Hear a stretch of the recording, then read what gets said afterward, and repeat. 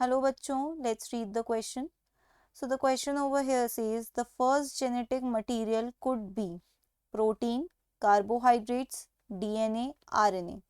ठीक है, यहाँ पे कह रहे हैं कि फर्स्ट जेनेटिक मटेरियल, ठीक है, जब लाइफ ओरिजिनेट हुई थी उसके बाद फर्स्ट जेनेटिक मटेरियल कौन सा बना।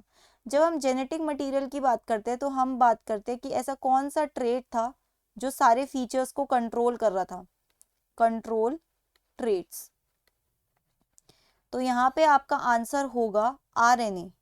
आज के टाइम पे बात करें तो होगा डीएनए, लेकिन पहले के टाइम पे डीएनए नहीं आया था, क्योंकि अगर आप डीएनए की बात करो तो डीएनए बहुत ज़्यादा स्टेबल है, ठीक है, इसमें चेंजेस नहीं आ सकते।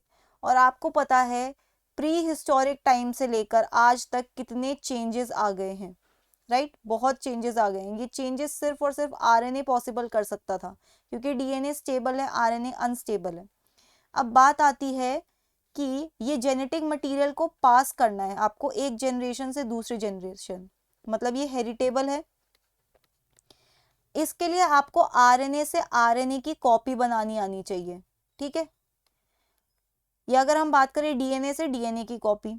लेकिन अगर बात करो सबसे पहले अगर आरएनए बना है, आरएनए से आरएनए बनाने के लिए हमको कुछ प्रोटीन्स लगते हैं जिनको हम कहते हैं एंजाइम्स, कुछ एंजाइम्स लगते हैं जिनको हम बोलते हैं इनफैक्ट पॉलीमरेज, है ना, ये सब यूज होते हैं। तो कैसे बनाया होगा, अगर आरएनए था तो आरएनए ने ये कैसे करा। तो बेसिकली देखिए आरएनए जो है वो वर्सटाइल है बहुत, ठीक है। एक उसकी प्रॉपर्टी तो ये है कि ये वेरिएबिलिटी ला सकता है, वेरिएबिलिटी ला सकता है। तो जैसे कि हमने देखा हिस्टोरिक टाइम से लेके अभी तक क्या हो चुके हैं, बहुत सारे चेंजेस आए हैं, वो इस वेरिएबिलिटी की वजह से हुआ है। ओके, दूसरा ये एंजाइम की तरह भी एक्ट कर सकता है। तो ऐसे कई प्रोसेस जो उस टाइम पे पॉसिबल नहीं थे विदाउट प्रोटीन्स, वो काफी हद तक आरएनए खुद ही सेल्फ सफिशिएंट था करने के। ओके, तो इसीलिए फर्स्ट जेनेटिक मटेरियल कहलाता है।